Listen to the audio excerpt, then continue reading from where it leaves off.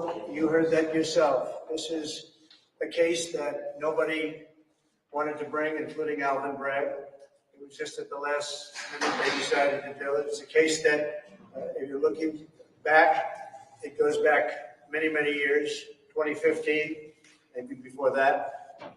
And it's a case as to bookkeeping, which is a very minor thing in terms of the law, in terms of all the violent crime that's going on outside as we speak, right outside as we speak.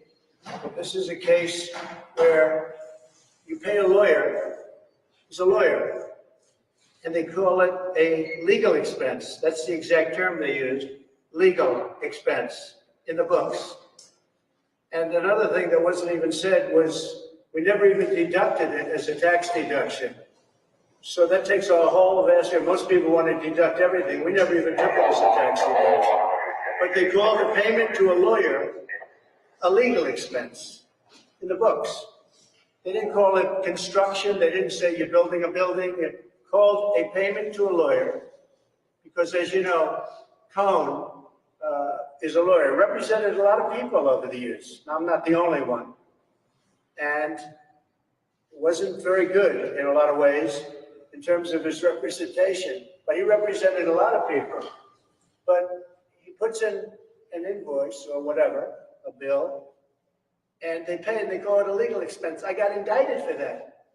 What else would you call it? Actually, nobody's been able to say what you're supposed to call it. If a lawyer puts in a bill or an invoice and you pay the bill, and in the book, it's a little line.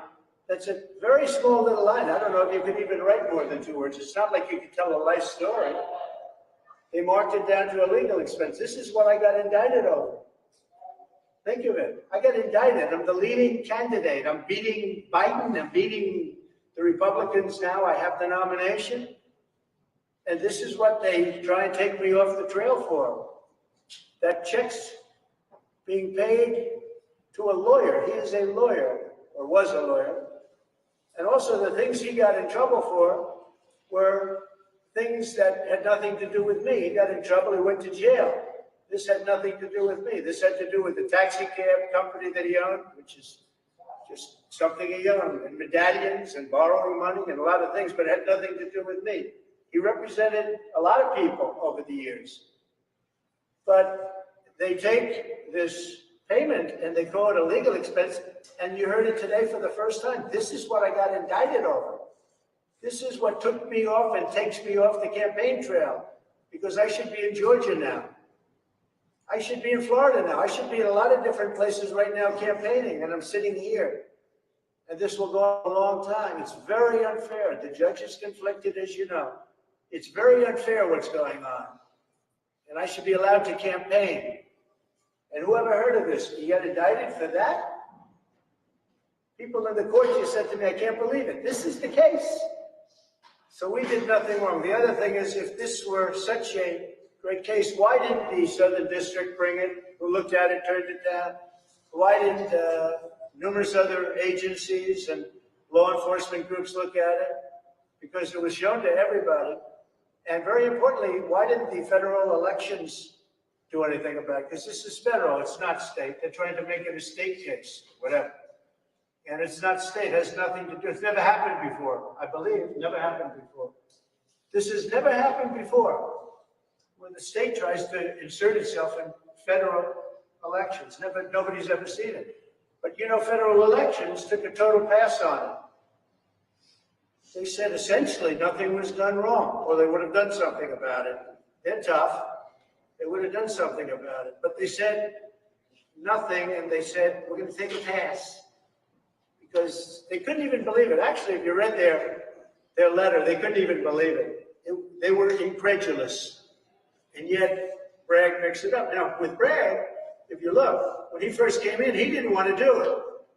He didn't want to do it. Now, when are they going to look at Pomerantz or what Pomerantz did? Because that's bad stuff.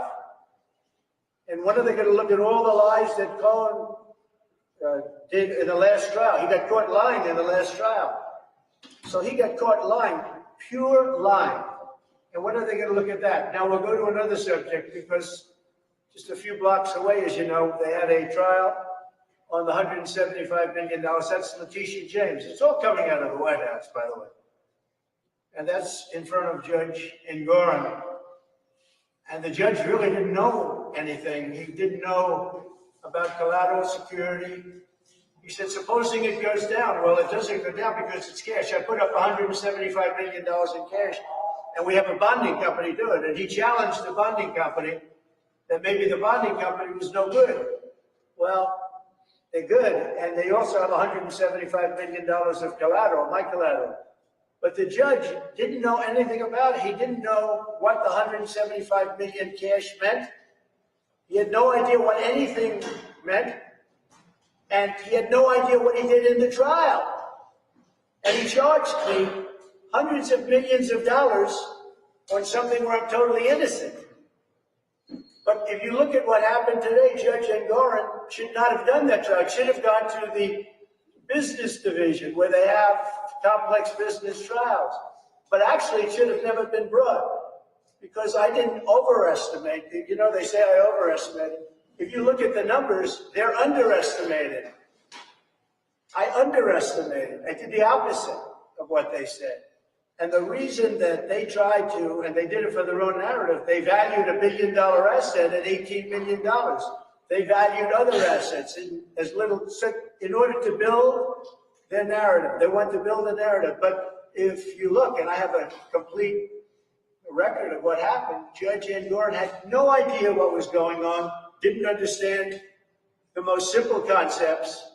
And this is the man that took a case, and this is why businesses they're moving out of New York because they can't be subject to this. They'd be put out of business.